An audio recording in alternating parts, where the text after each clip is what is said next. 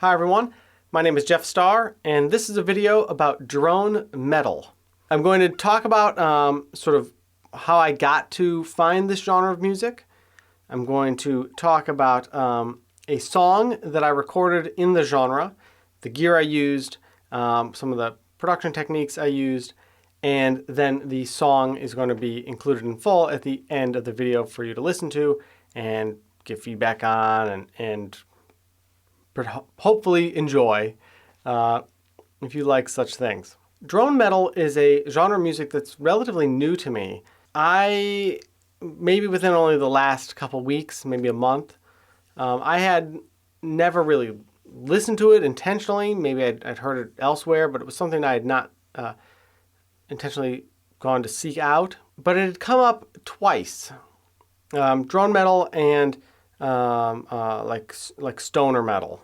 The backstory on that is many years ago, probably 5+ years ago, I was in a band called Easy Chords. In that band, me and my buddy Ryan, we had a bunch of different influences. We were really focused on sort of longer form jams, and the name being Easy Chords, it was sort of like, what are 3 chords that you can really enjoy and just live in that space and explore. And so when we played our first show, someone said to me afterwards, wow, that was totally like drone metal. And I was like, okay, I don't know what that is, but sure. And not every song, maybe, because we were sort of all over the place trying to figure out what we were doing. Then we made like a album, which was just one really long song for 20-some minutes. And someone listened to that, and they said, hey, Jeff, if I didn't know you, and I didn't know that you didn't do drugs, I would have told you that you just made like the greatest stoner metal album. And I was like, okay, sure. Because I don't do drugs, I don't smoke or drink, and if you do those things, that's fine, that's for you, but it's not for me, whatever. And so sure.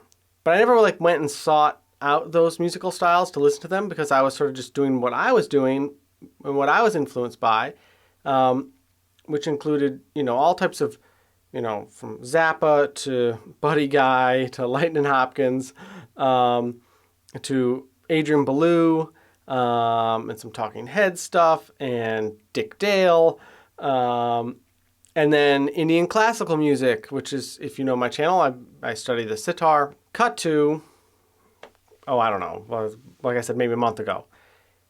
And I was sort of thinking about, I was listening to some old recordings, some old rehearsals and stuff, just to be nostalgic and have some laughs. And I was like, oh yeah, what is this drone metal? So I thought, let me go check that out. I did. And I was like, oh, this is very much something that I like. And same with some of the stoner metal, which was sort of like, I'm going to simplify this. I'm new to the genre, so if I've got it wrong, you can crucify me in the comments. Sort of drone metal, but with some more like weird effects going on. I'm just going to leave it at that, right? So I thought, I think I need to make a drone metal album, or song at least. So that's what I did. And that's what will be at the end of this video for you to listen to.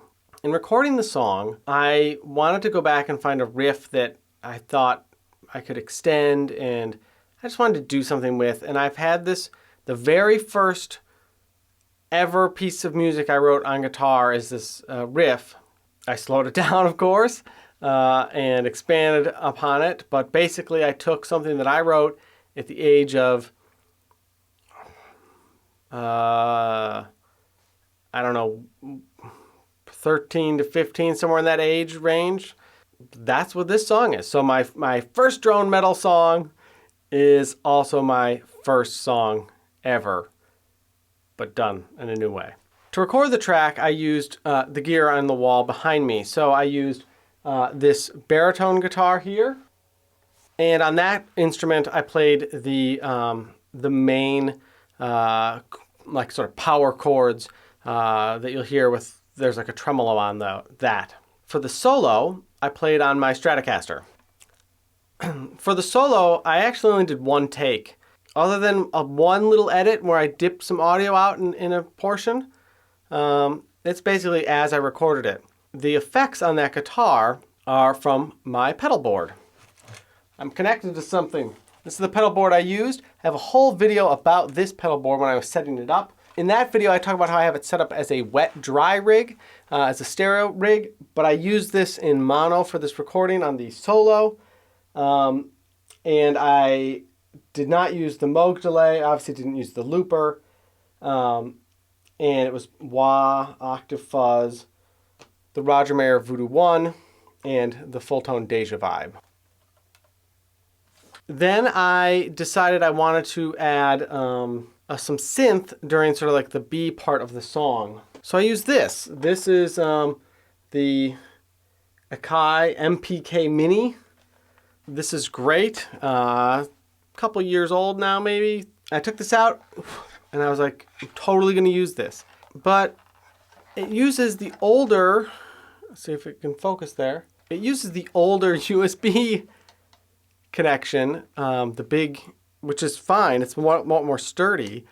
But since I've set up the studio only in the last 4 months or something, I don't know where I put that cable.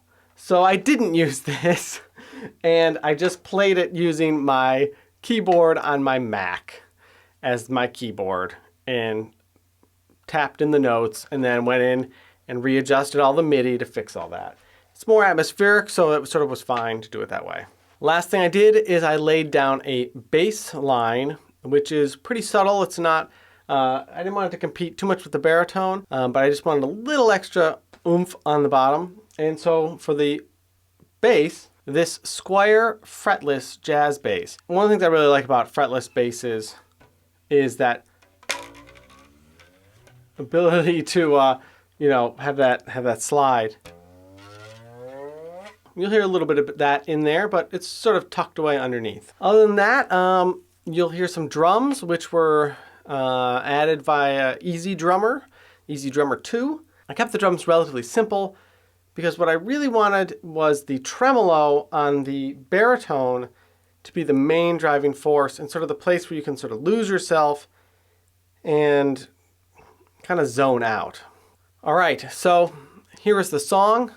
It's called The First Song. Wait, is that what it's called? No, it's called The First Riff.